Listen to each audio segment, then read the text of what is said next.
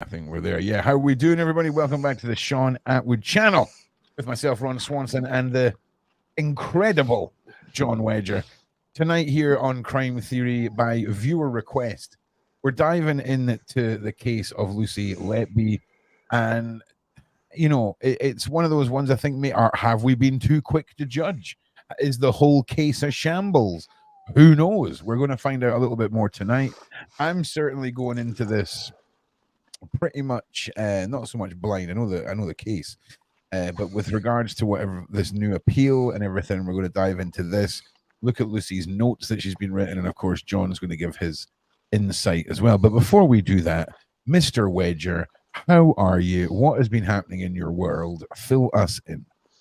Yeah, I'm just getting busier and busier. I mean, I'm being requested to go on more and more shows at the moment. So I don't know how it works, whether your name goes into a circuit and it just gets passed around. But I'm getting daily requests to go onto various podcasts and everything else. But on a more important note,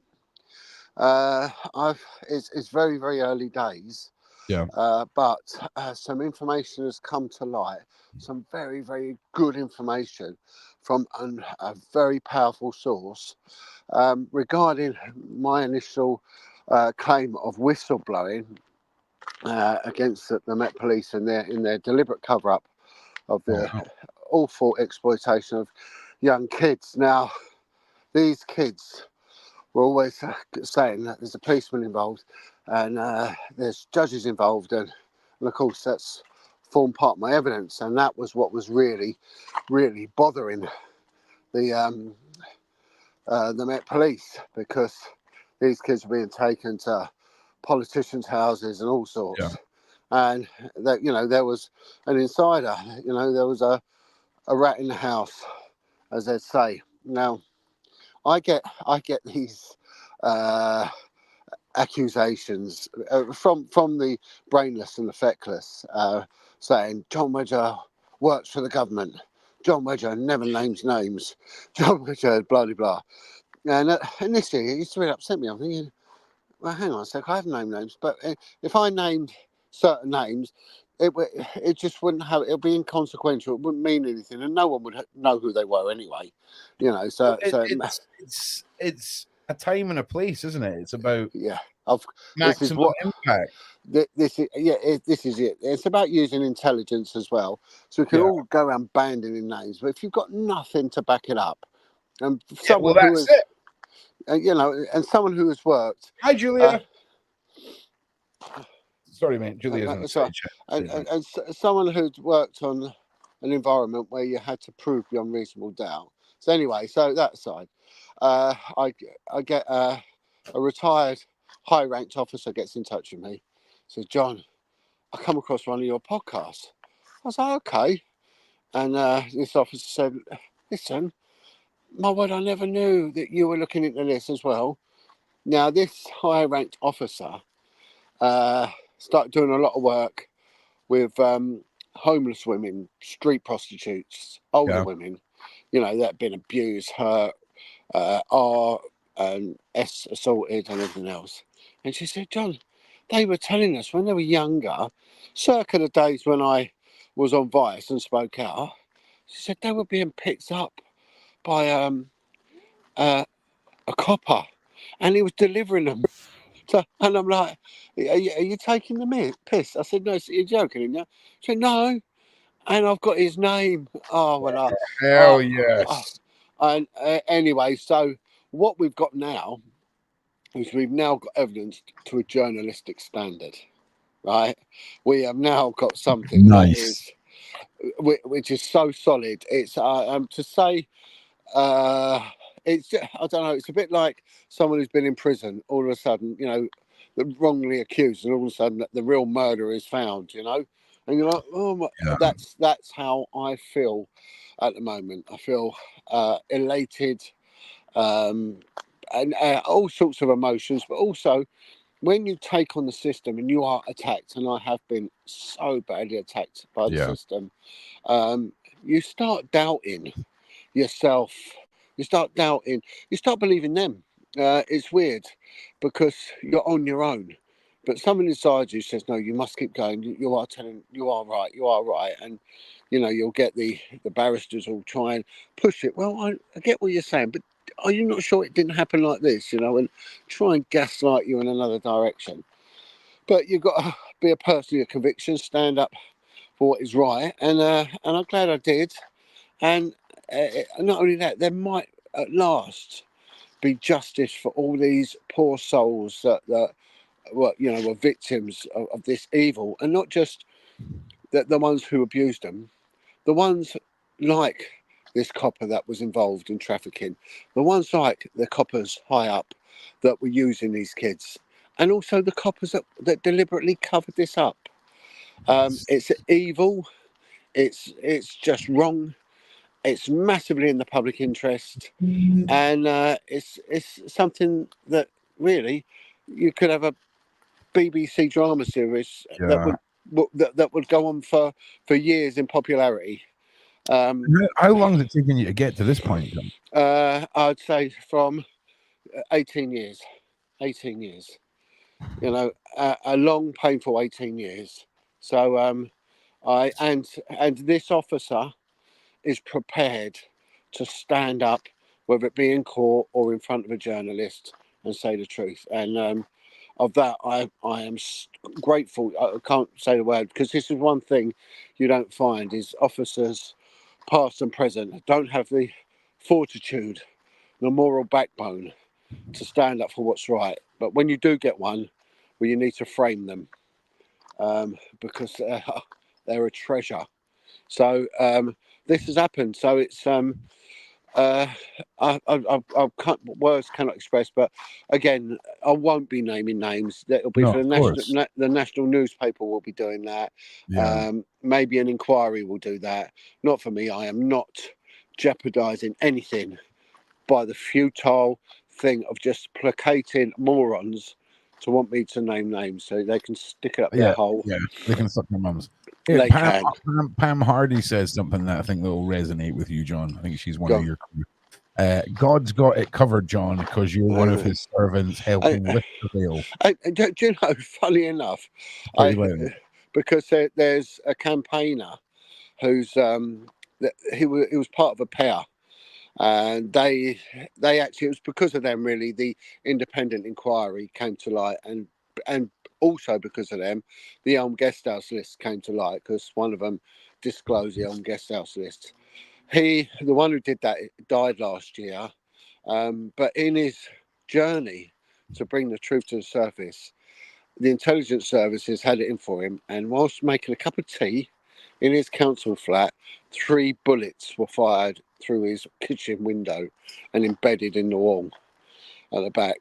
So it's It's pretty unbelievable. mad, mate. Yeah, I mean Yeah, the dangers are real, John. The they dangers are. are They real. are.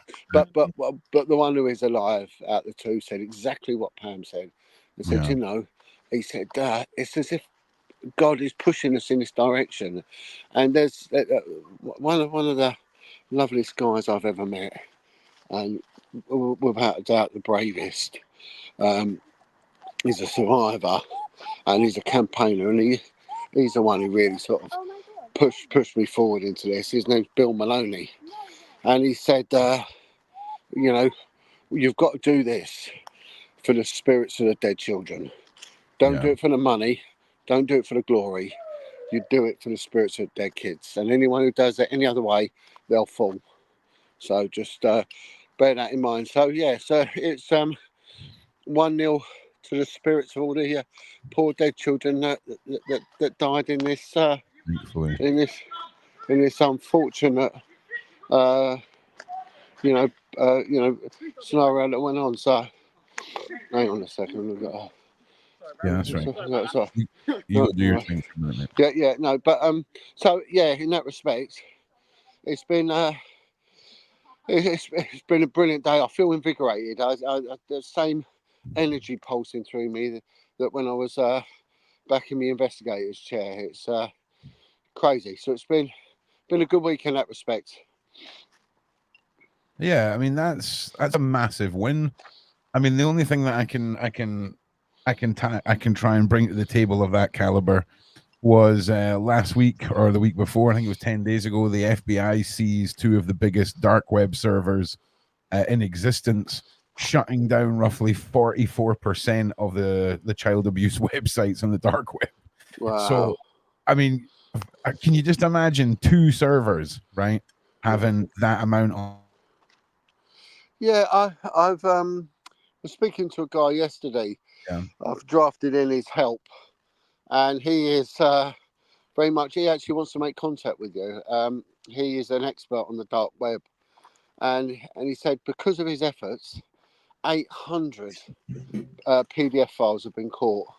Oh, nice. And he goes on about the reality that is snuff movies. And I went, you could actually. I think he's actually tried to touch base with me he before. has. Can you ask? Can you? Yeah. You can't say his name out loud, obviously. Hang on. No. I will pass on. No. What to do is just DM me. Yeah. What his name would be, or ask him to re-message me because he's been lost in a Hail Mary of madness. Let me just see if I can find him. Just talk for a second there, mate. Yeah. He's quite an amazing guy, and I said to him that your efforts outshine that of a small provincial police unit. That small provincial police unit wishes, mate. They wish. If only the police had the tenacity and the will that this guy had, there wouldn't be much left on the web. Yeah. But what gets me is the UK police's consistent denial of the existence of snuff movies.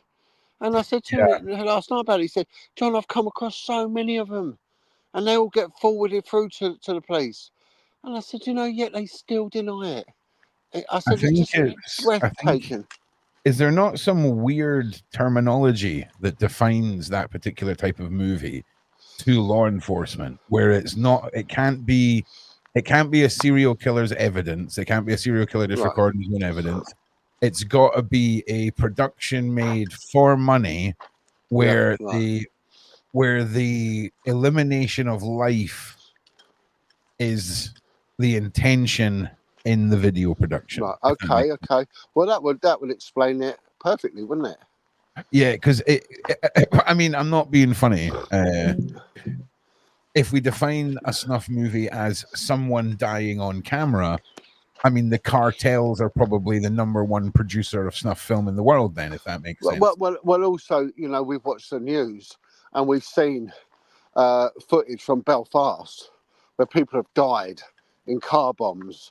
I can remember the news when those two soldiers were caught at the funeral and were murdered, and it was on TV. John, so, I'm going to be honest with you. See, years ago, I done a documentary called Red Rooms. I mean, we're talking pre-lockdown, probably a couple of years before lockdown, right?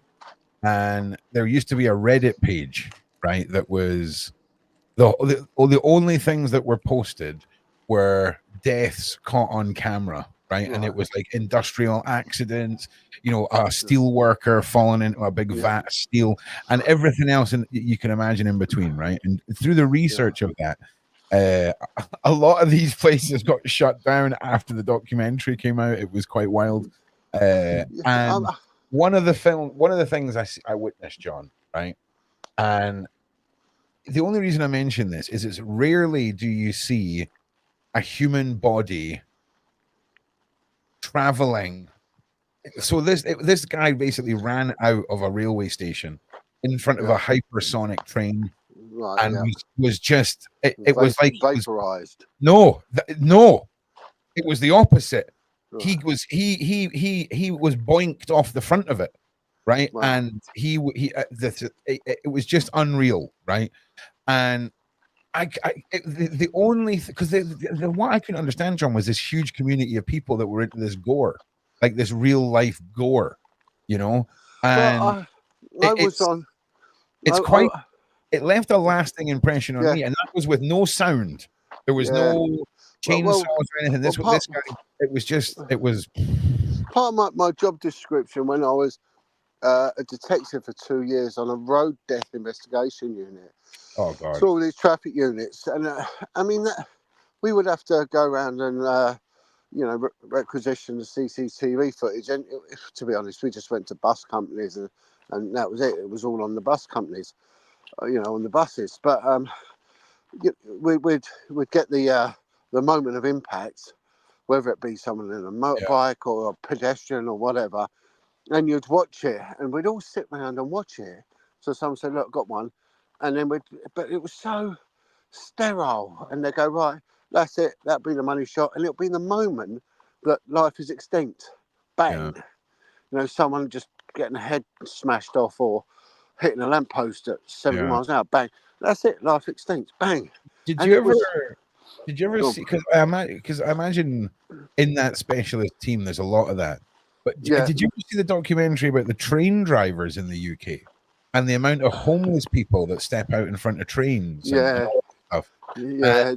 The psychological damage to the train drivers, like it was a harrowing watch, dude. It was a harrowing watch. There's another level to that, right? Because some train drivers don't report it. So in a built-up environment, you can't avoid it. The detritus is going to be there for everyone to see. But you've got these, swathes of the UK where you've got level crossings and you've got high-speed train links. It's just fields. And they tend to be hotspots for these suicides. And what the people will do will just lay on the track. Yeah, but you're heading the track. And of course, the driver, it's too late. But it's not even that it's too late, John. It's like there's no chance. There's no too late because there's no way. Where the twist comes is the drivers don't say anything because instantly they're on a suspension. They have to then take a 3-month sabbatical. If it's their third one, they get pensioned off. Wow. Right. And I know their money's good, and it is good, but their overtime's better. So they lose their overtime. So a lot of them say nothing because they lose. And so I said to someone from the train company, "Well, how do you know?" And they went, "Well, when the train's going to be, cleaned and jet washed underneath, you'll find a bit of a leg or something like that, a bit of a torso stuck under there. And then you've got to work out what route it's been on. And lo and behold, there's usually a missing person at the same time, as gone. Yeah, so it's I was on the river police for years, and that was taking corpses to another level. That was particularly vile because of the smell and the damage that boats do and marine predation. It's awful. I spent a stint on RNLI on the Royal. Wow, there you go. Yeah, and there's a couple of things that stuck with me. One was what turned out to be a dead seal, right? Right. And when you got up to it and you realized it was a dead seal and it was hooked to try and it popped. Right? Oh, don't! I'm there already. Don't. Oh, go on. It was. I'm there. It was not fun. Whoa, I'm there. Not fun, mate. So, but I tell you what, they let me drive the boat a couple of times, right, just during training, and I mean, 52 million unsinkable, uncapsizable boat is wild, and they've got these chairs, John. They're like anti-seasickness chairs. So as soon as you sit in them, you never move. It's like the boat moves around the chair. It's wild, man. It's wild. It was a dead seal corpse. Okay, it was not a person, just so you know, so we can we're allowed to sort of make light of it. So just to reiterate that. But bacteria doesn't know the difference, does it? It's man, listen, it's at sea as well, so it gives a special takes it to another level. I know. I mean that is the one thing that does bring back instant whether it's trauma or definitely a gag reflex, and that is if I think of rotting corpses, I just vomit. How anyone can be a necrophiliac is beyond me. I mean, it's just Dude, you know what? There's a few things, John, There's the people that want to do that to the dead bodies, and then there's the poopers. Okay, yeah. and I'm just saying, Yeah. there's a lot. What is it with this video that was going around with Katie Price with a jobby on her, laying there naked on the bed with a. I don't know, man. I have not seen that. I've I just seen want the to say, picture. Katie Price, if this gets back to you, do not sue us. I do not know what this is, where this has come from the realms of Wedger. But no, you can put one in the side chat if you've seen that glorious moment. I think there'll be quite a few people have. But if it is her and it does look like her, what's going through your mind, woman? Have a bit of dignity. A jobby. A jobby. I mean, jobby. I'm with you. It's dead people and jobbies. You can. Isn't that called tarmacking? Tarmacking. Yeah, oh man, probably. We are learning things here tonight, ladies and gentlemen. We are learning things here tonight.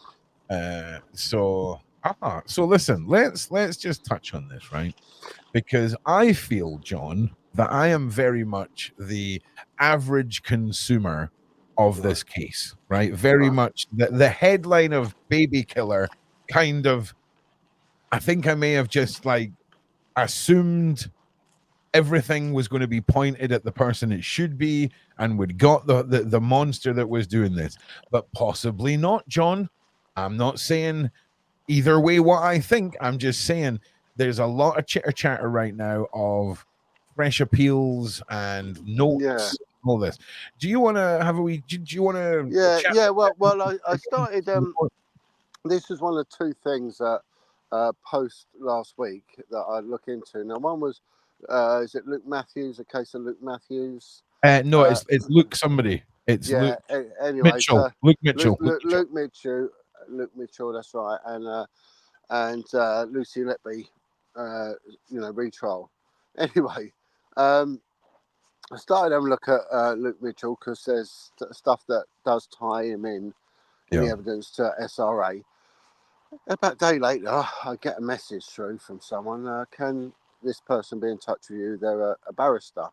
Anyway, it's Luke Mitchell's barrister, and says, John, if you're intending on doing anything on Luke, can you hang fire till you speak with me?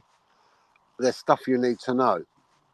So I hopefully in the week, I had a quick conversation with him. Seems a sound guy. He's got some information. There is a book on it as well. So I'm going to get myself a bit well read on it before I make any sort of assumption or comment on it. Speak to his legal team, and it might be that even his barrister is prepared to come and join us on the chat. That would be amazing. So taking it to that professional level. So I stood back on that. Anyway, I started looking at Lucy Letby, and I was thinking, wow, it's a bit like the McCann case all over again. You've got people, front bench MP David Davis. He's jumped on it. Peter Hitchens, the columnist and whatever else he is. He's quite well known, Peter, and his, with his opinion on everything. He has really been looking into this, and together there's quite a lobby of people that are pushing for a retrial, and it looks like this might end up going through the Attorney General for as a public inquiry or at least another retrial. And I'm trying really to go through as much as I can about it, but the social media and Wikipedia and all the other open sources have been inundated. Absolutely inundated with new Lucy Letby evidence. And because what it looks like is they've convicted in the absence of real evidence. And they've relied on statistical analysis based on an magnetic electronic sort of door fob thing. Was she in? Was she not in? She went on holiday. The death stopped. She come back. They carried on. Okay. Yes, it was a digital pattern of her. Being effectively. That's what it was. But we have discussed her in the past, and she's made these notes, these post-it notes, which have made references to the victims and their birthdays, and she's even addressing them directly in these Well, things.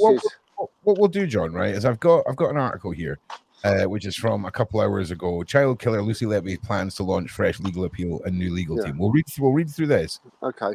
And then the next couple directly go into these notes and these journals, whatever the bloody hell it is, right? So, okay. Child serial killer Lucy Letby is planning to launch a fresh appeal with a new legal team, her barrister said, according to the BBC. The former nurse was convicted of the murders of 7 babies and the attempted murders of 7 others, with 2 attempts on 1 child. When she worked in the neonatal unit in the Countess of Chester Hospital between 2015 and 2016.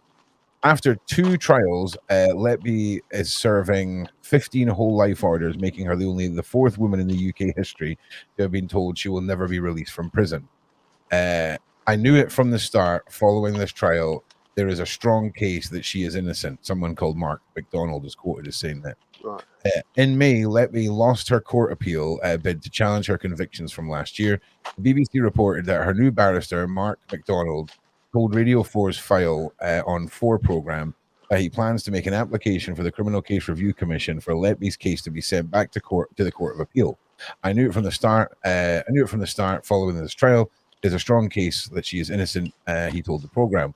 The fact is the jurors get it wrong, and yes, so do the Court of Appeal. History teaches us that. A public inquiry examining events from the Countess of Cheshire Hospital following Letby's multiple convictions is due to begin on September 10th in Liverpool. So the ball seems to be heavily rolling now, John. What do you think? Yeah. I mean, there's definitely something going on, because it's a huge amount of deaths. I mean, it's 17 deaths. I think she got convicted of 7 murders and 6 attempt murders. So it's a huge amount. And then there was evidence regarding air embolisms in the children, and this bizarre rash that most of them had. And this started to occur just after she'd been on a course on how to use long lines to administer oxygen and stuff like that. So there's also circumstantial stuff around it, but there's a lot of bizarreness around it. I mean, it's one of them things that I want to really spend a bit of time looking into this, because we need to know who actually is Lucy Letby. Yeah. Who is she? What was she like as a person? You know, there was something like 5,000 statements taken. And I know she was always out socialising. She was having an affair with a married doctor. There was all that sort of stuff going on. And when we've looked into these angels of death in the past, we've seen how they've used the murders to bring attention to themselves, because they have that adoration of being the centerpiece, you know. And we saw that with Beverly Elliott and things like that. And then all of a sudden they could try and kill the kids to try and save the kids, as it were, you know, and be seen as a saviour and not as a murderer. Okay, yeah, I'm with you. Yeah, that makes sense. Yeah, and that has happened. And I don't know whether it might have been Lucy Letby, because they were twins, and one died, and she turned up as it was being, and got it resussed. And the family loved her until the next one died, and then they hated her, and then they realised it actually was her. And I'm sure that was Lucy Letby. So, you know, there could be this deep psychosis going on. I don't know what the psychological reports on this girl were either. But it looked like she'd committed her life to paediatrics. I think she said that from the start, that all she wanted to do was help children, because she'd had a traumatic birth and a difficult childhood medically, and she just wanted to put back and help kids. Well, if that's the case, that's brilliant. But all these murders, and they all seem to centre around her. I mean, you can't blame the system, whether they've got direct evidence or they've got circumstantial evidence, from thinking it's her when the deaths occur in and around her. Yeah, I So mean, the data is really where they've got all this from, right? I mean, you said that before, and do you think then because this? Let me just play devil's advocate, John, because it makes live streams more fun. Okay, so do you think that we could be looking at a case where they were looking for any way to close this case because we're talking about babies that are being killed, and yeah, there's a bigger pressure, and do you think that pressure can sometimes lead to cases like this where we could have a questionable result? yeah, of course. I mean, we got to look at all options, and that's what makes it different in doing what we're doing, because we're not just coming at it from a scientific or a legal standpoint. We do entertain the spiritual, whether it's negative or positive as well, Yeah, whereas a courtroom probably would not. And there's a book I'm reading at the moment about a medical doctor in the States, and she goes on about how many cases of people heavily involved in the demonic got themselves jobs in hospitals. And we've known that SRA rituals have been carried out in mortuaries, have been carried out in abortion clinics and things like that, because of what the places represent, and abattoirs because they represent death and blood and things like that. So it's not beyond possibility that doctors and hospital staff who can play God, they have the ability to do it. They have the ability to, whatever they might do. There's a drug that was quite common in unlawful deaths in America, and what it is when you're being sedated for an operation, this drug it sort of stops your body naturally going into spasm and kicking off, because that's what your body is trained to do. So it sort of tells your body you do nothing, and in the end the heart does nothing and the lungs do nothing. That's why in surgery people go on to respirators and things like that, because this drug does its job so well. oh And wow. they have found it as probably one of the number one causes of unlawful killings in hospitals, that this has been administered in cannulas and drips and all sorts of things. I can't Well, remember the name of it. we've spoke so many times about PDF files Yeah, who get jobs in fairs and teachers and all this kind of stuff. yeah, yeah.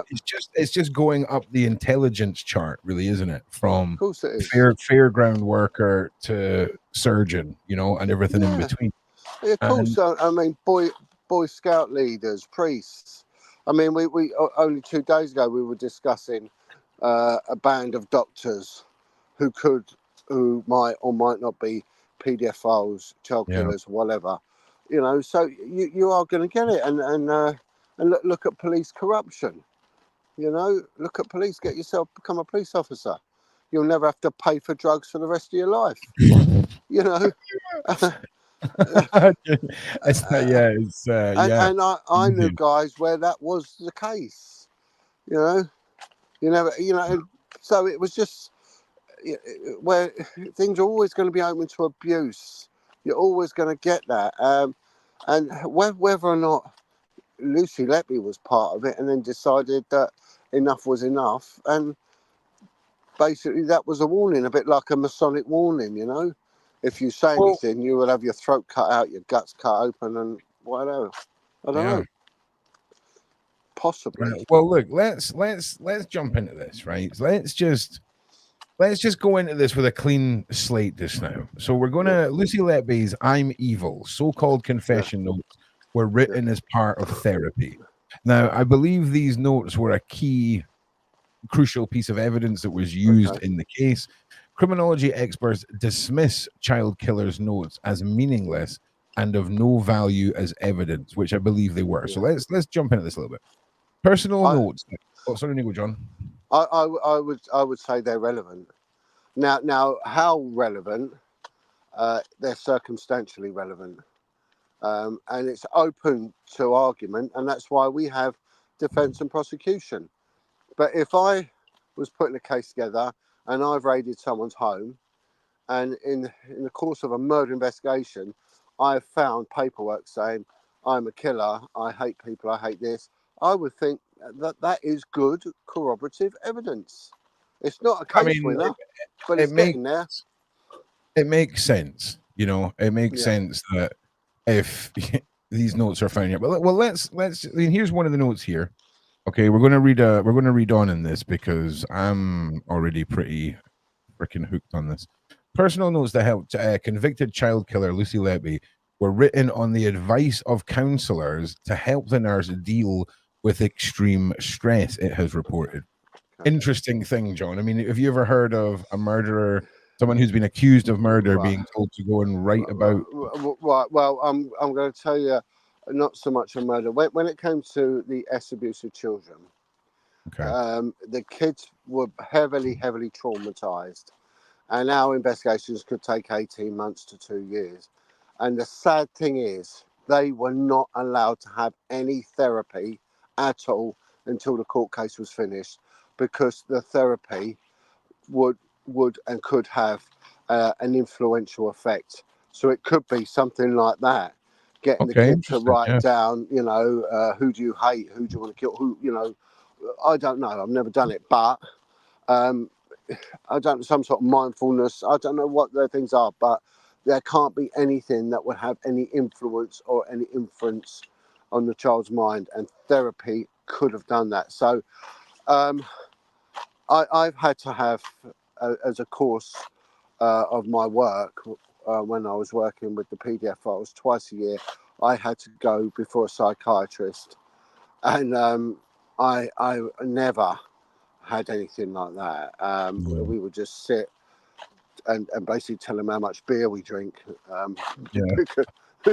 before we collapse in a heap because we're so traumatized. That was basically it, and he'd tell you, don't drink so much beer, good luck, see you in 6 months, and that'd be it. But whether the health service take it to another level, I don't know. Here's an interesting one. This is a really interesting point, like Valerie, like CCTV in hospitals, right? Like, I've never really paid attention. Like, you would think with all of the CCTV that's everywhere, I imagine it's going to be some medical privacy. You can't. I don't know, but it seems, now that you say it out loud, Valerie, it seems a bit odd, like that there isn't some sort of video evidence, especially with pediatric or with the paternity. You would think that there would be some. You would think there would be some cameras, John. That's all I'm saying. Well, the ICUs are secure anyway, so you're going to be in camera going in and possibly going out. But you've got personal care that goes on, so the cleaning of bottoms and things like that. That can't be broadcast. And when someone is in a bed, they're at a place of residence. So there has to be an area, like a prison cell, a police cell has got CCTV in it, although the toilet area is blanked out for privacy reasons. So you've got people have to be afforded that. Yeah, and Gemma Clark sadly raises the other side of the coin, John, which is how often they just get deleted or mysteriously are corrupted or just vanish from existence altogether.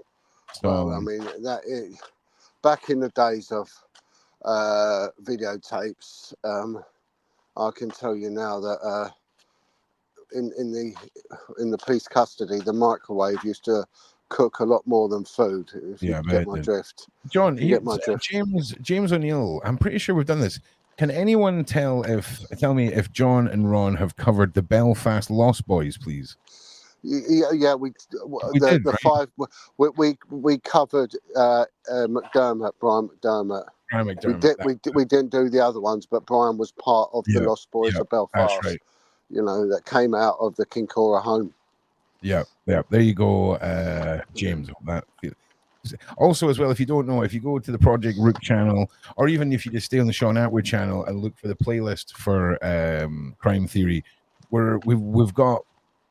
If you're looking for something to binge, okay, and you like Ron and John, we are now. Do you know we are now a staple, John, where we are technically a bingeable box set at this point. Yeah. I mean, I'm a respectable box set We're not talking about this 20-minute TV nonsense. We're talking full 90-minute episodes. We've got a respectable box set, mate. We're bingeable.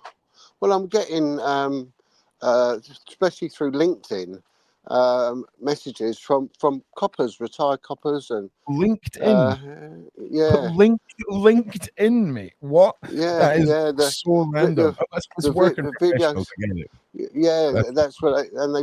They've watched all these series, and they, and I get stuff come through. Yeah, very good, well done. And if you're watching this and you're on LinkedIn, message John, because that has to be the meme of this series, is the fact that John's getting messages on LinkedIn. That's wild. Yeah. Well, listen, let's continue on with this, because we're getting to these notes, John. Let's get to some meat on the bone here. Yeah. Go. So, personal notes that helped convicted child serial killer Lucy Letby were written in advice of counselors to help the nurse deal with extreme stress. It's been reported. Densely written post-it notes and torn sheets of paper, which obviously make you sound like a psycho anyway, right? When you write post-it notes and torn sheets of paper, come on, which included phrases such as "I am evil, I did this, and I killed them on purpose because I'm not good enough to care for them." That's pretty damning, all right? I'm just saying. Were reeled on when Letby was on trial. Letby was convicted of murdering 7 babies and attempted murder of 6 others, with 2 attempts on one child's life in 2023. Okay, we're going to read on.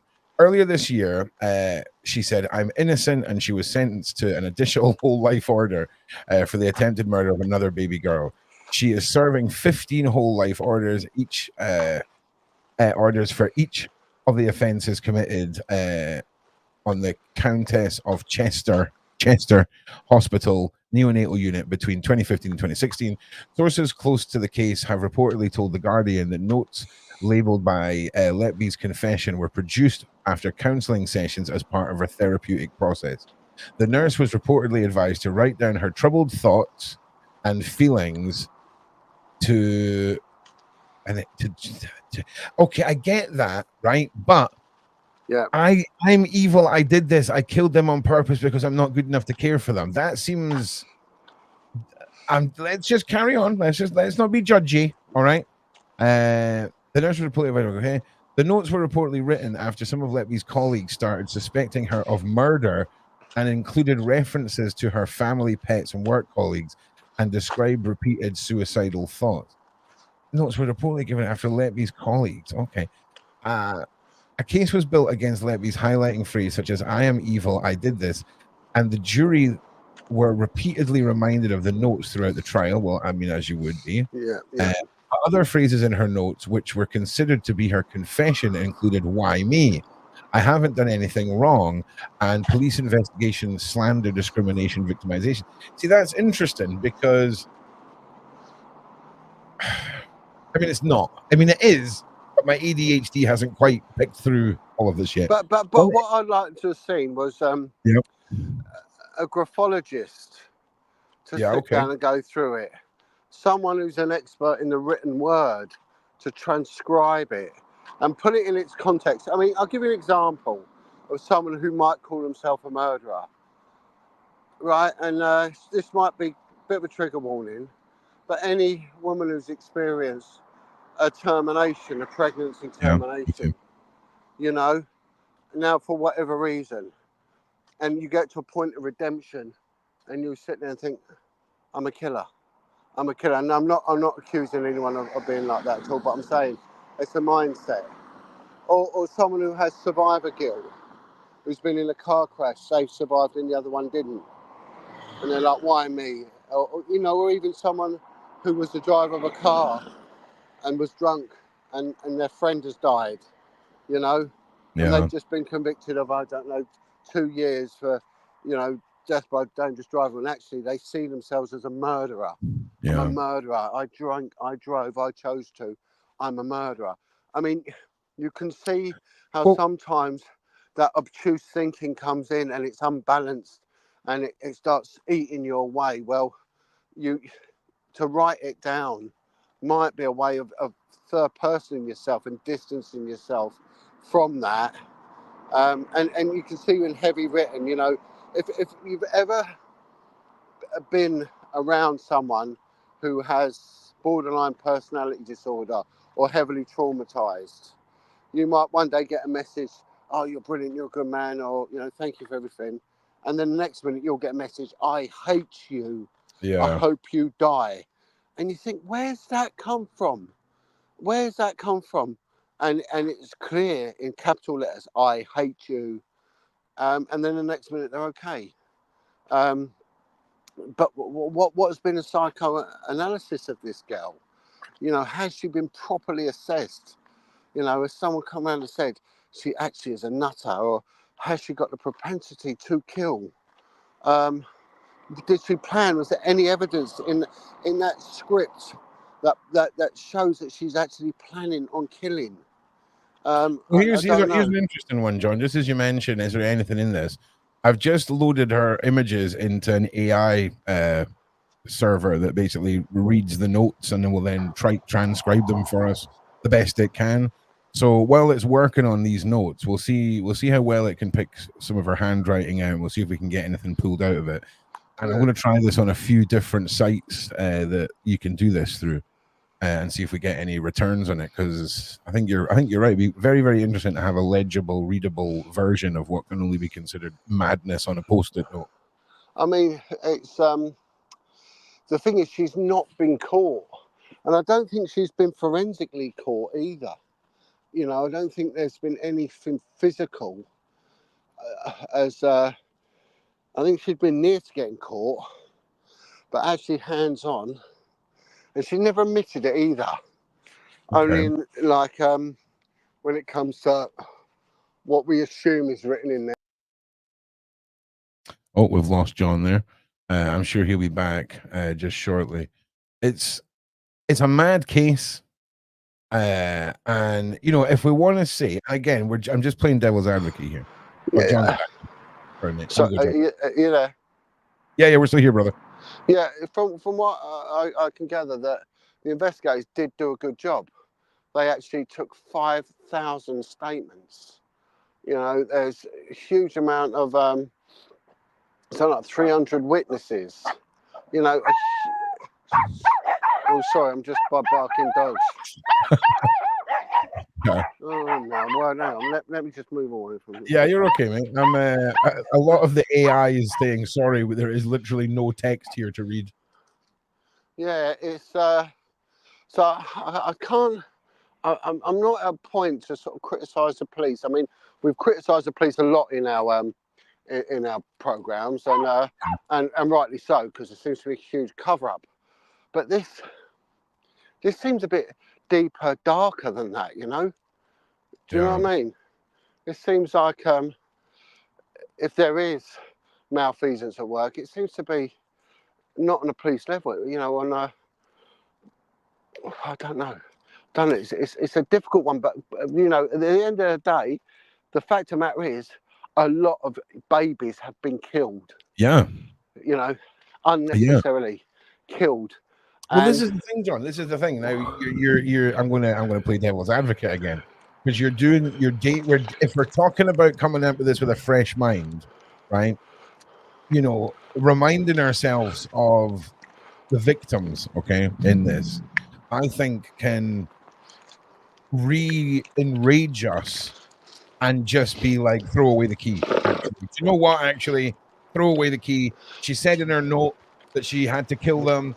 Throw away the key. Right? It's easy to get to that level of internal rage, but I'm quite interested to see where we go with how this evidence was handled. Because again, John, let's be honest, right?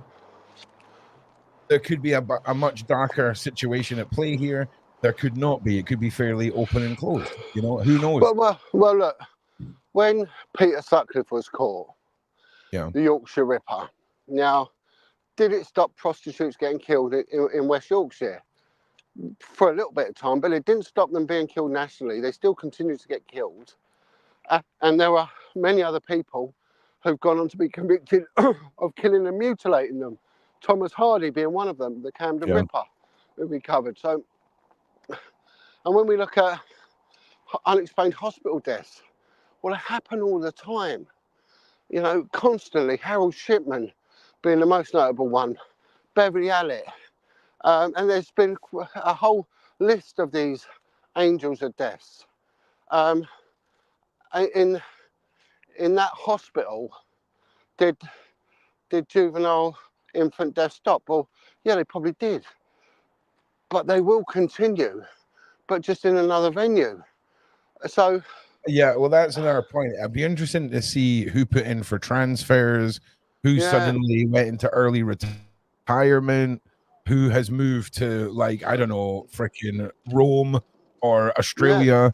There's, because obviously within the medical profession, there's a lot of move to this country fast tracking for medical professionals, especially in countries where they're lacking.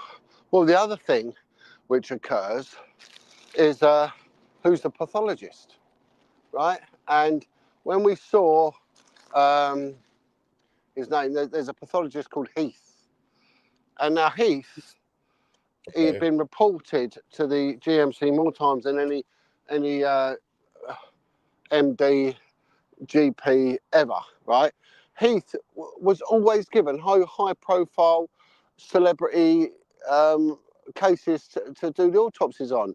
Stuart Lubbock, for one, the Barrymore murder, the Moores murders. I can list after list. The bloke was an absolute monumental wrong'un, yet he was constantly the one that would be called on. Heath, you know, all the time. There was something like 25 investigations for wrong diagnosis of death put against him, and he was protected and covered up all right up to his death. You know, absolute wrong. I think Michael Heath, his name was. GP. It's something we constantly see throughout this series, John, is people who mishandle things and people who clearly should not be in the job they're in, getting promoted and continuing on their career of mishandling. Well, we've seen it with SIOs, senior investigating officers, of these, again, these high-profile, questionable cases. And we saw it with Leslie Molseed, and the SIO screwed that up, went on to run and destroy the Ripper inquiry. Yeah, well, that's what I'm saying. That was mind-blowing, John. Yeah. And you've seen the level of those cases. Yeah, and what I mean? It's not like dropping the ball. We're talking about dropping the hand grenade. You know. Now, if I'm to lose my reputation now, I would say that all these people may be part of a big red horned deity worshipping group. Do you think? You know?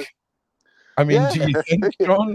I mean, other than the, you know, what would effectively be hundreds of thousands of pages of evidence and testimony, what brings you to that conclusion? You know, I know, it's wild. It's bizarre, but I mean, this is where, you know, years ago wouldn't have entertained it.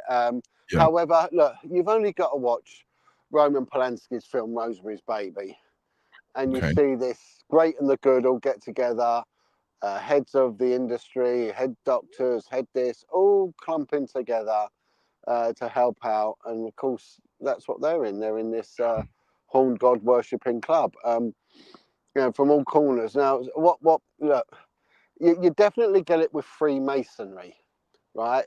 I saw it in the police, right? And funny enough, I was discussing it with this brave copper who's speaking out. And she said to me, John, how many of that lot we work with, how many of them were in the Masons? And we laughed. I said, yeah, I never really fully understood it. She said, they'd just all go missing one afternoon, wouldn't they? And I said, yeah. She said, loads of them in the CID mainly.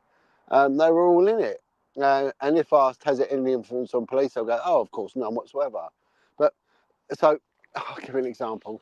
So Paul Condon, Paul Condon, the former, now a Lord, the former Commissioner of Police circa 1990, turned around and said, I think in the sort of backlash of the Stephen Lawrence death and the fact that the case was deliberately mucked around with by Freemason detectives.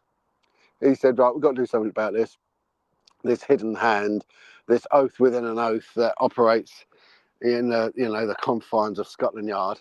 So he brought out an edict that all officers in the Metropolitan Police had to fill out a form, and they had to state whether or not they were a Freemason. Right? Anyway, I was on a team, and the guy who was like the daddy of the team, a bit like get the daddy of a prison, He was a bit like the daddy of the team, an old boy, Yeah. but he was he was quite a character and an obvious Freemason. He come round as soon as we got issued the forms. He went, "Yeah, give me your forms. I'll fill them out for you. Don't worry about that. I'll deal with this." And collated all the forms, never to be seen again. Never to be seen again. So it was just that was probably his brief. Get them. Stop it, crazy dog. That was his brief. So it has a massive influence on the police.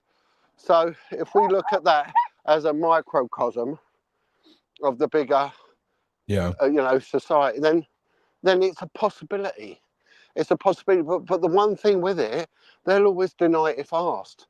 So the truth of whether or not Lucy Letby and cohorts were involved in a child murdering cult to satisfy their God will never come out. It'll always be the work of fiction or the confines of a group of conspiracy theorists.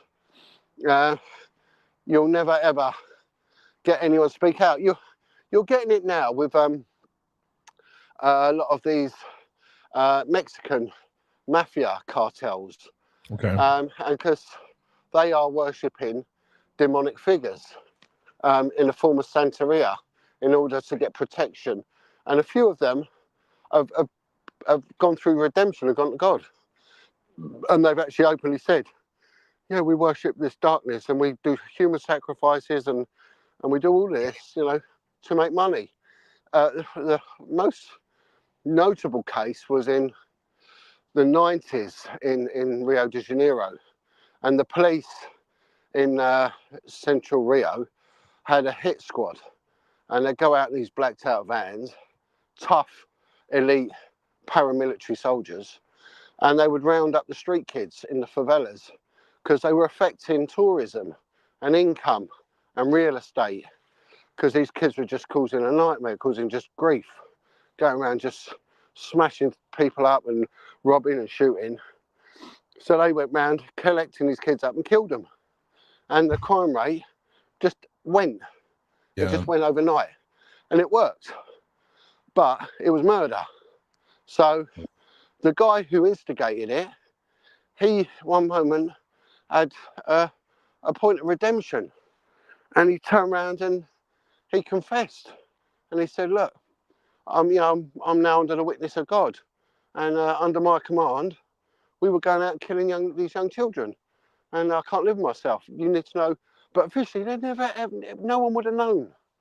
But until he said that. So all you can ever hope for is that someone does turn around and speak the truth.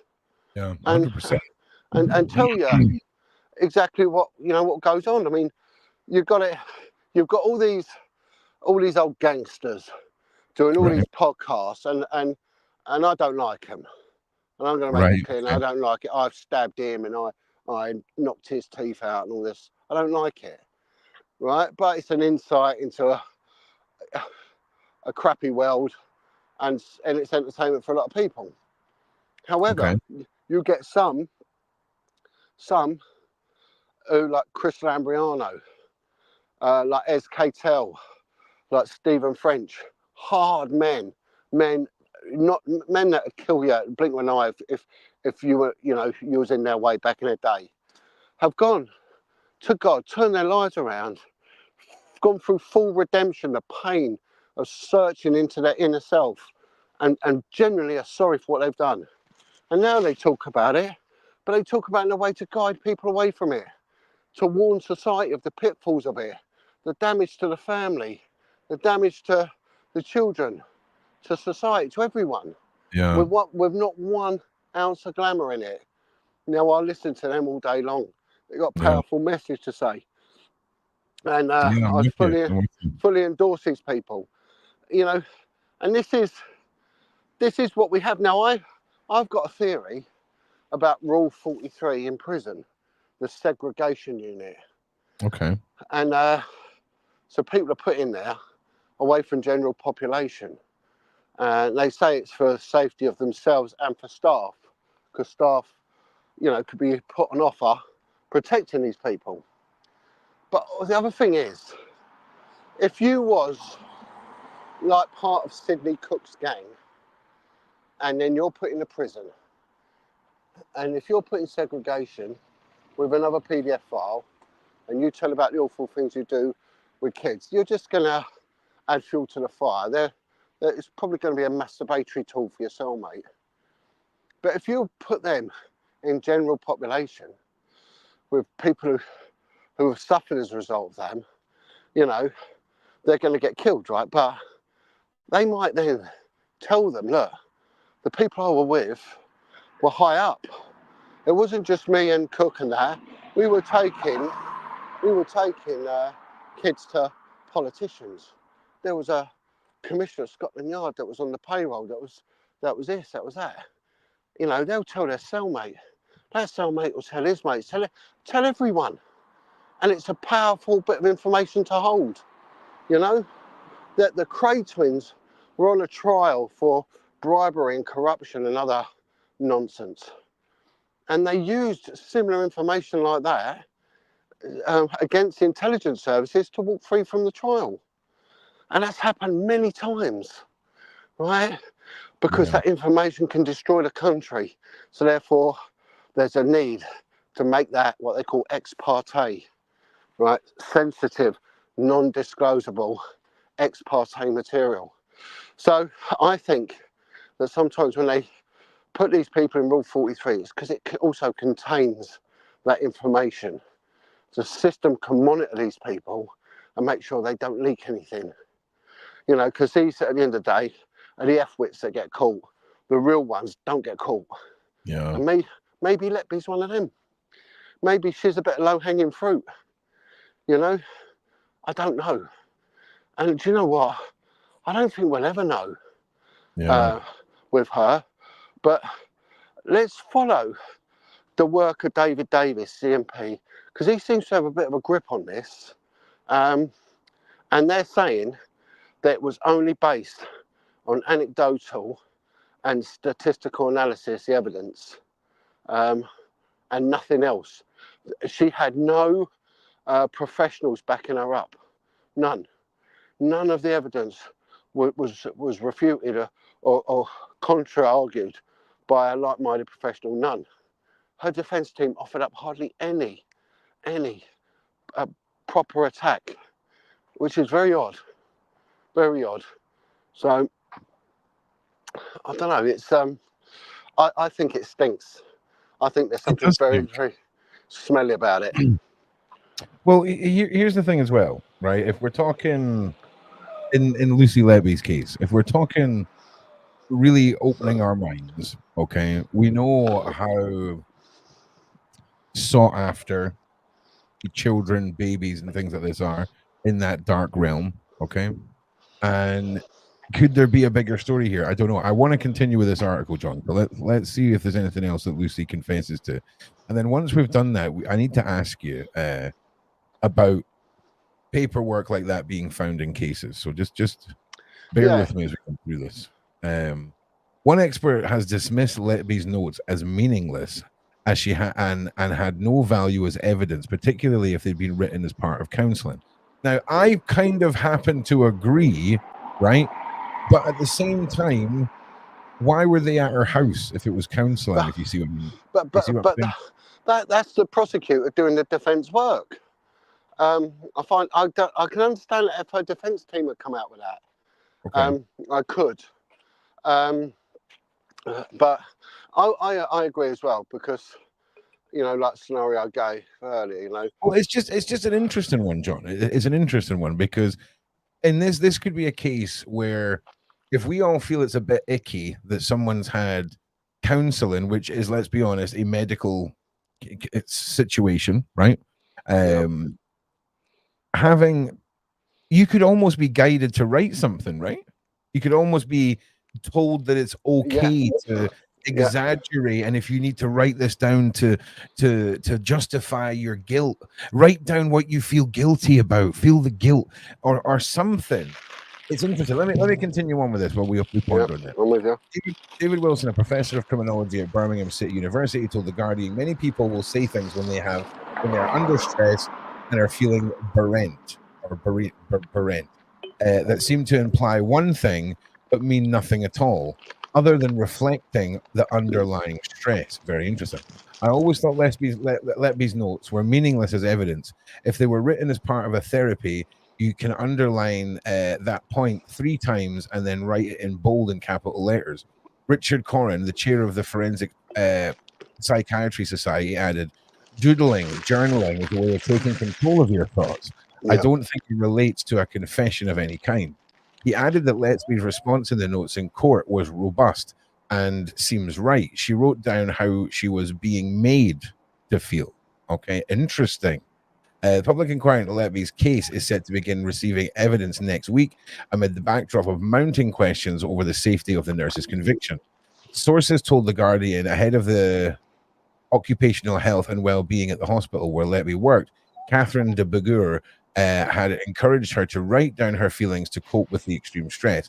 Letby Chester's GP also told her to write down thoughts as she was struggling to process, sources said.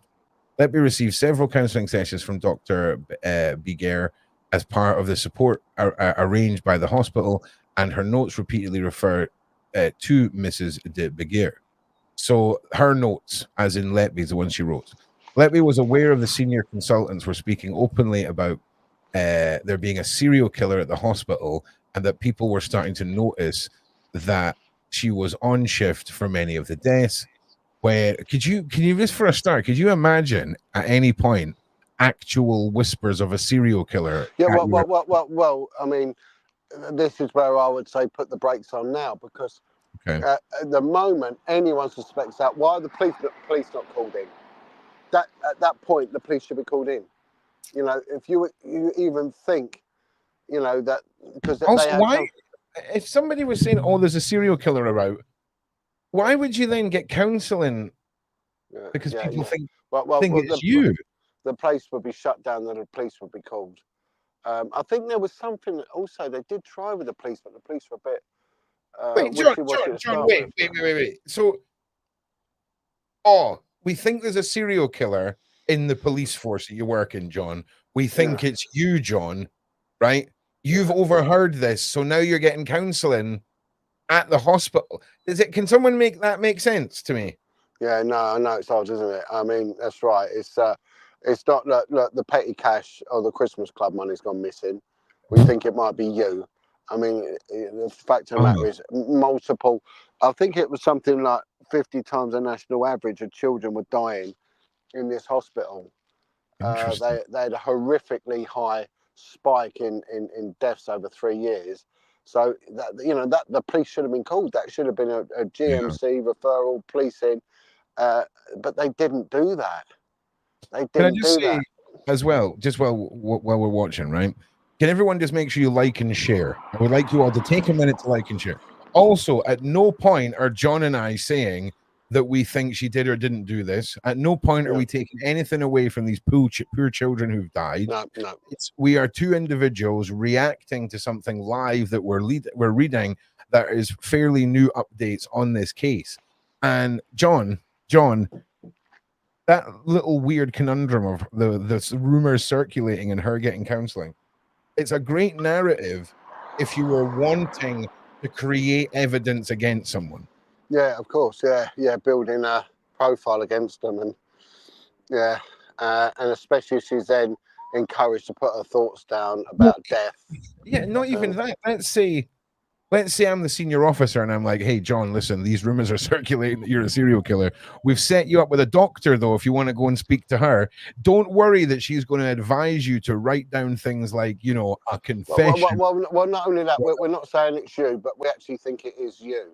Yeah, Yeah, you know, but don't worry about it. yeah. You don't worry about it. Go and speak to this lady and definitely write down what she said. I mean, it's a bit like a wife beater, isn't it? You know, hits his wife. Look what you made me do. You made me do. They call it gaslighting, don't they? Gaslighting. Let's get the It's gaslighting. the ultimate in gaslighting, isn't it? I wouldn't have done it if you hadn't have. Well, here's the thing, on a serious note, though. On a serious note, Lucy Letby, in this made-up scenario that we're discussing here, she would probably have absolutely went into panic mode if your senior is advising you to go and get counselling because everyone thinks you're a serial killer.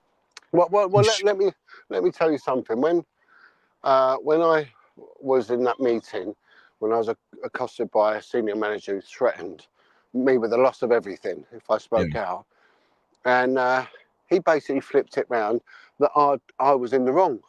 What I'd done was wrong. And he turned around and said something to me.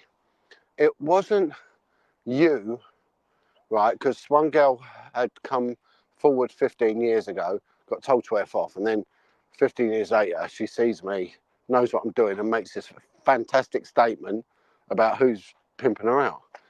And the police's response was, no, it was the professionalism of my officers 15 years ago that sowed a seed that has now grown, and she's now confident to speak out, regardless that she's speaking out to you, and that what you're doing is absolutely incompetence. So instead of it was my interpersonal skills, my compassion, my tradecraft, my dogged tenacity to expose it, that never got this woman to speak.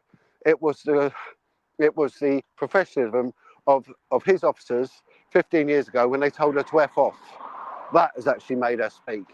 And that was his mindset. Now, they put it on you and you sit there and actually think, there might be something in that twisted, perverted, effed up logic. And that's what happens when you go in panic mode. Now, I can understand if she's innocent, that she is going into this panic mode and she's thinking, well, maybe I did do something. But if she feels responsibility, how does the guy in charge of that unit feel? Has he not made any notes saying that he feels like he's a murderer, that he's effed up? You know, because surely that's a really interesting point. Yeah. And again, we're just going off what we've read. Okay, we're just going off what we've read this evening. So if any of these publications have got timelines wrong or anything like that, or how things were displayed or anything like this, then we are not responsible. And just to remind you all one more time, please, like and share. Okay, I just want to say, John, we're sitting at like 1150 all over across all platforms tonight, 420 on Twitter, over 700 on YouTube, and two on Twitch. Big shout out to the people. Twitch is my Twitch channel, right? I'm bringing it back. I'm bringing it back. And we've got two. Yes. One of which I do believe is a long time subscriber of mine. We'll let the moped go. That's gone. Is a man called Heath. Heath, if you're still watching on Twitch, come and join the Discord, my guy. I'm going to post a link for you again. Well, here's one for you. On Tuesday, I was in the East End of London, and this guy comes up to me, and he is probably, I can't name him, unfortunately. I will do in a couple of weeks. But he's probably one of the biggest influencers on social media. He is so well known on TikTok, Twitter, everything. And he's always getting in trouble, but he's massive. He's been on telly, everything. And he comes up to me, and I didn't know who he was. And someone says, oh, he's really famous, that guy. And I know, right? And he comes up and he goes, you're famous, you are. I mean, no, hey, how'd you work that one out? I listen to your crime things every week. Nice. Are you joking? And honestly, he's a big player. He's a real big player, but I can't name him because it's legally it's a bit iffy at the moment. Oh my God, John, can I just say, right? this is how dumb I am this evening, right? And we're lucky because I caught it early, right? Yeah. But all night I've been posting what I thought was a Discord link, but it was actually a link for the panel. Oh, right, okay. So if all of a sudden you start hearing a bunch of madness taking place, right, it's because a bunch of people are joining who shouldn't be joining. So yeah, that'll be fun. That'll be a fun little one for us. That is now the Discord that I posted, right? Ron's Discord. Okay. Heath, if you're watching, click on that link, not the other link, because you'll just come and join the live stream. So yeah. Well, listen, let's see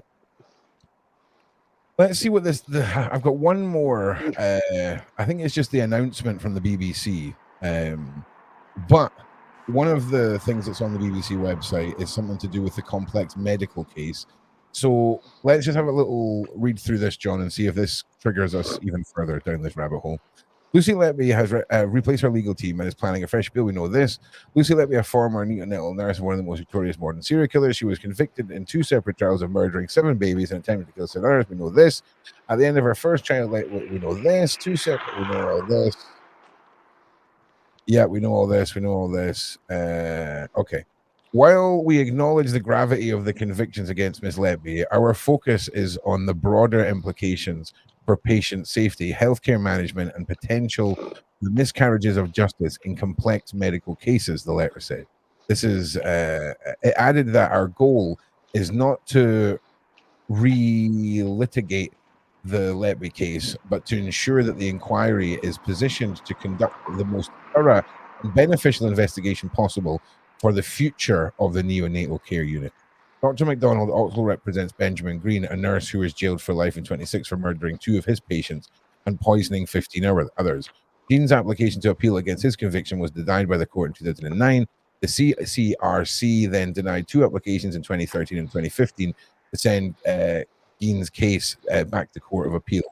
So,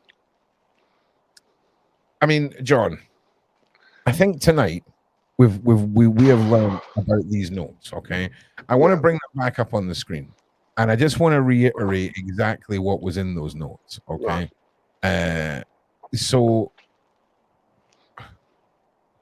let me just find these. I mean, these are something to show our Aussie friend when she comes on. Oh, dude, did you hear about the Aussie case? Did you hear about the Aussie case, mate? 1 minute.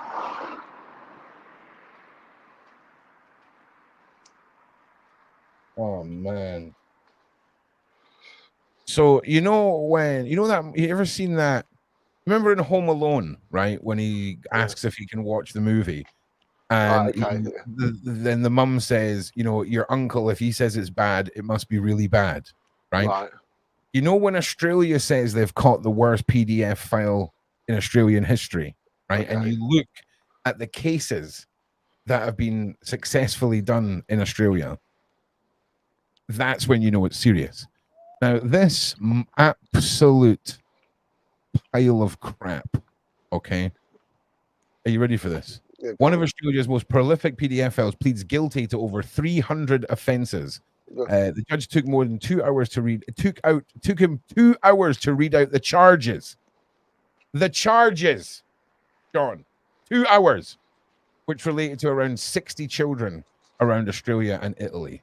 A former child care worker is accused of being one of Australia's worst and most prolific PDF files, has pled guilty to R-ing, essaying, and exploiting dozens of girls. Ashley Paul Griffith, 46, from the Gold Coast, faces 307 charges at the court of Brisbane on Monday. So that is the level of horror. Well, again, if you look at his job, you know, he was a childcare worker. Correct. And you know, when we look at intensive care units, ICUs, most people die in there through pneumonia. So if they it doesn't matter what they go in there for, they get pneumonia, and they have to be ventilated, and then they get the infection through there, and then they get urine infections. So most of people in ICUs die from things that they don't go in with, and are not related to it. You know, and hospitals are dirty places. That hospital had a problem with sewage, I think, as well, getting into the childcare unit, and infection and dirtiness, and it's a massive cause of problems as well. So you've got all of that going on, but look, it's a difficult one because she was around when these deaths occurred. They dropped away allegedly, according to these electronic logs, when she weren't there. Now these electronic logs are under dispute now. They're being questioned. So, John, I'm questioning this whole thing, right? Because if we're talking about a huge conspiracy where people want access to babies, right? First of all, you have to say, if it was a big secret cabal, the freaking hospitals, probably the worst place to be getting, to be turning up bodies on that to that extent. Okay, maybe I'm wrong. Maybe there's parts of the country where they lack access to other babies for these horrible things. But if we look at the fact, right, that this is all based off of timings and locks, there's no video evidence. So really, we've all seen movies, John, where I sneak the card out your pocket, right? And then I open the door with your card, yeah? Okay, we've all seen that. Yeah. If we then say that a rumor started and you went to a counselor who advised you to write some stuff down because everyone thinks you're a serial killer, can we not then see room for corruption? Is all I'm saying. Is an example, right? Say one of my children goes missing, and I go into work, and I get sent home, and they say, "What's happened? John's kid's gone missing, not been found." And someone said he was on the phone to his son the other day, and he said, "When I get home, I'm gonna fucking effing kill you," right? And I say, "Right, well, his kid's gone missing." And he said that. You make a statement, yeah. Well, the context might be, he's broken a window, flooded the toilet, set fire to the cat, I don't know. And how many times has anyone said, "I'm going to kill you when I get home, I'm going to kick you right in the flipping head, or I'm going to do this"? We all say them things. We all do, Or you might say about someone you work with, "I'll kill that. If he's gone and parked in my space, I'll kill him." It doesn't mean if someone's parked in your space, you're actually going to murder them, And we send a text message. If you chat to my missus again, I'll flip and take your head off. Yep. Well, now I'm going to give an example, right? A real example of this. Okay. So my friend was the barrister in the inquiry into unlawful killings in the Afghani war, and he represented the Gurkhas regiment. Right, so there was a case where there was a white British officer, captain or whatever, and a Gurkha soldier were basically pinned down, surrounded by incoming fire and a sniper. Okay. Right, they were down to their last. They'd been there hours, but they held out. And one by one, they picked off the soldiers, right, the Afghanis. But they couldn't get the sniper. So out of frustration, the officer turns around to his Gurkha soldier and said, "When I get hold of that effing sniper, I'm going to take his head off." Right? Anyway, battle ensues again. The Gurkha does a battle charge and comes back with the man's head. He's actually gone up and cut the bloke's head off. Right? And anyway, they both get nicked for war crimes. And this ongoing case was based on colloquialisms. And what we were just saying was that down to interpretation. In England, we say quite openly, "I'm going to take your head off. I get hold of you, I'm going to take your head off." It doesn't mean I'm going to cut your head off. Whereas the Afghani, the Gurkha, it was like, well, if someone high up says they're going to take the head off, it's me as his underling, it's my duty to go and take that man's head off, literally, not figuratively, literally. And they won it on that. Okay, it's not funny because an Afghani got decapitated, but the whole bigger thing, I find it really funny. Well, terminology and how it can cost you your head certainly can produce complete results. Are we? Maybe not so much in the real world, John, but yeah, I hear what you're saying. Are we dealing with a similar thing in respect to these notes? Do you know what? One thing, right? That I don't know if this has just been put out there, to just ruin everyone who's possibly sat on the fence now's great mindset, right? But why is Judge Rinder chiming in on this, right? Like the guy, literally the guy off the telly, John, right? I mean, why is he chiming in? Has he got some past of being some banging barrister that I don't know about or something? Why is he chiming in? Is this just... Is he a real judge, or is he just... I don't know. I think he's a real lawyer. He's quite camp, isn't he? Yeah, okay. All right, that's all right, John. It's 2024, mate. Be part of the solution. Okay, be part of the solution, son. Okay, don't get yourself cancelled on Twitter. All right, you don't want... All right, I'm just sort of just I use it in a descriptive term. Not I'm with you. Okay, yes, he is. TV star and barrister Robert Rinder has joined the chorus of people expressing concerns about the trial. So, I mean, the fact that he's a barrister, we've got to give him credit. Let's just forget about Judge Rinder on the telly for a minute, okay? The NHS neonatal nurse currently serving 15 lives for 7 murders. Maybe we know all this. Despite numerous convictions following a year-long trial in Manchester, court crowd in 2023, a growing number of public figures have begun to raise questions about the aspects of the evidence used to convict her. That's what we're talking about tonight. And again, we've got to remember, if these were notes taken from a counselling session, paired up with timestamps of doors opening and closing and all the rest of it, that this is kind of fishy. Okay, and again, I'm not taking anything away from the horrificness of this crime. We're two guys talking about something on the internet. Please like, please subscribe, please share. Let's get on with this. The Guardian reported this week that notes by Letby in which she appeared to confess the crimes were penned after she was told by her GP and her hospital's head of counselling. Oh, interesting, man. The plot thickens, and well-being to write down her feelings.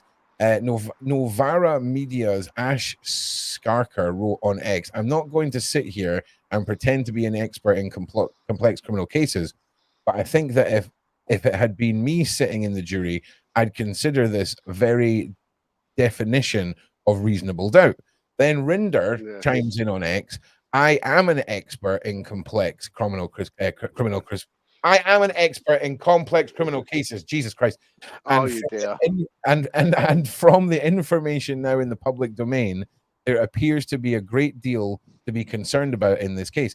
Now, somebody on my wonderful Discord, who is this? It's Mac, right? I don't know who posted it originally. Who posted it? Blue Nomad posted this originally, and this is a New Yorker article where apparently they've got the case transcripts or something like that, or it's something. Can someone give me a breakdown? Yeah, I was listening to the transcript today, but it was about 10 hours, so I think I got about 3 hours in. If you've got a VPN, right, and you're in the United States, I'm going to post the link just now for everybody. You'll be able to read this and deep dive into this yourselves if you use a VPN, which I can't turn on just now, otherwise I would. But we'll read the opening here. Hang on, let me drag it up into here first of all. We've got the live stream up here. Last August, Lucy Letby murder trial. So yeah, Mac has basically sent over some screenshots for us. The case is galvanized by the British government. The health secretary immediately announced that an inquiry to examine how Letby's hospital had failed to protect the babies. After Letby refused to attend her sentencing hearing, the Justice Secretary said that he'd work on changing the law that so that defendants would be required to go to court to be sentenced. Rishi Sunak, the Prime Minister, said it's cowardly that people who commit such horrendous crimes do not face their victims. So I'll go and have a read of this, okay? Everybody who wants to check that out, if you're in my Discord, it's in the general chat. If you're in this chat, I'll post it one more time in the side chat for you, and we'll maybe need to swivel back round to this one day, John. Well, I think if they've got any of their notes, let's see if we can let Corinne have a look at them. I'll speak to her tomorrow, actually. Yeah. And the screenshots of her notes and see what she makes of in the context they make. She's got to look at everything in the context in which it's made, so saying I'm a killer and all that, here's another piece of this, John. This is quite interesting.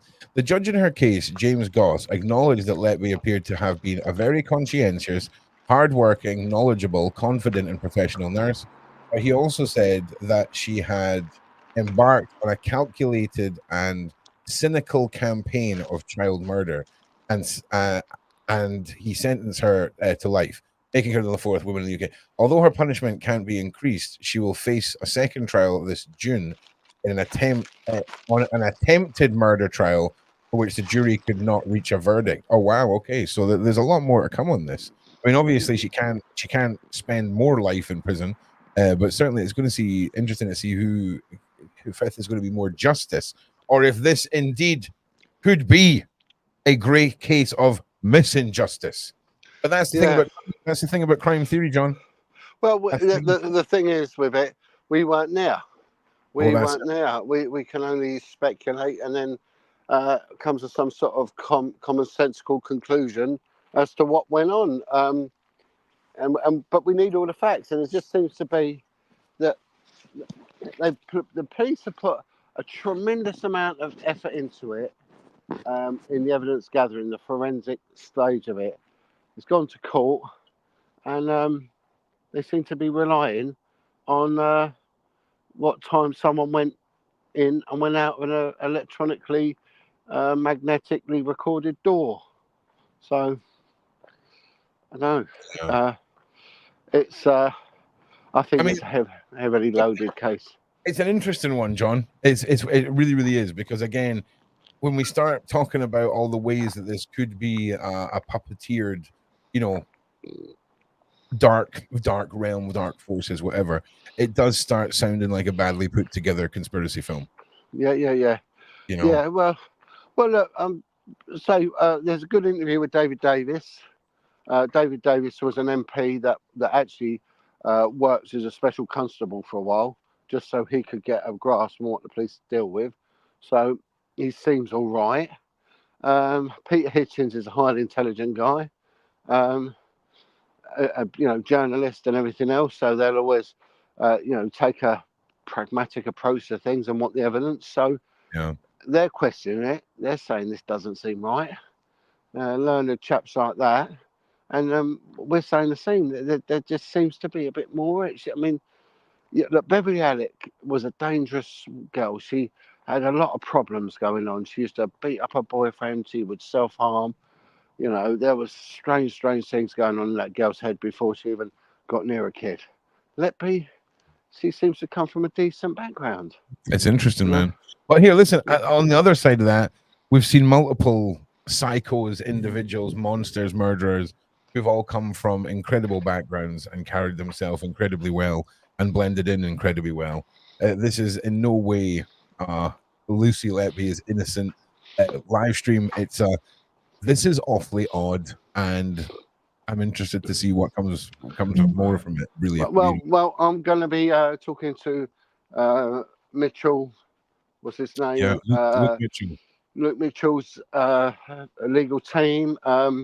There's a book. Hopefully, I'll get the book sent over to me. I'll crash read that, and see what we can put out there about that. I want to know all the facts, and that seems a little bit bottom end. It seems like a little bit of a scummy family feud, but we'll see what we can pull. Because John, this is the thing. Once we start picking at a label, mate, that's when the snowball starts rolling, and it can't be stopped. And I imagine we're probably going to end up down a rabbit hole that's going to drive us wild on the Mitchell case. Well, I'd like to take this opportunity to call out to anyone that was on the street in Paddington circa mid-90s to 2004.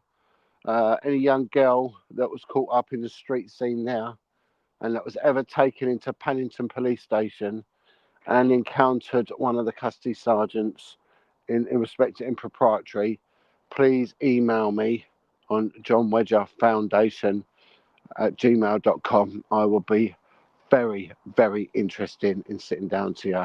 So these are people that are going to be in their 30s, 40s now.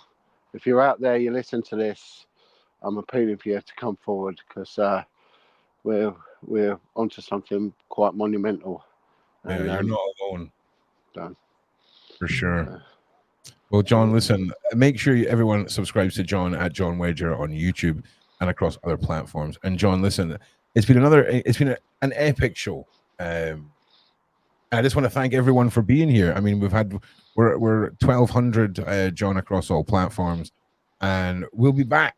We'll be back Tuesday with more McCann theories. Then Wednesday with our second part of the Moors murders, and then John and I are back next Thursday with another fabulous episode of Crime Theory. But John and I are together on a Tuesday and a Thursday. Sometimes John's, he's got a busy life, so Tuesdays is a bit of a flexi day. Yeah. But if you enjoyed tonight's show, make sure you're with us on Tuesdays. And listen, I just want to say thank you to everyone who gives up their time to come and support this channel, support Sean, support myself, support John, and for being here and giving up your time. I am eternally grateful for every single one of you who supports this. I work for the Sean Atwood channel, but really, we at the Sean Atwood channel, we work for you and your feedback. Whoa, hello there. Your feedback and all of that is a must. So make sure you come and join the Discord. That Blue Nomad has just posted the New Yorker Letby article as a PDF. So you never know. There might have to be a stream over the weekend where we go and we sit and we deep dive into this article. Because I think this is one that's going to start. I think everyone on Discord is going to be rattling the cage on this one for a while. But listen, thank you, everyone. Thank you for being here. I love you guys. Please like, subscribe, and share this stream out. We'll see you guys in the next one. Take care of yourselves. And for me, Ron Swanson, as always, be safe out there, guys.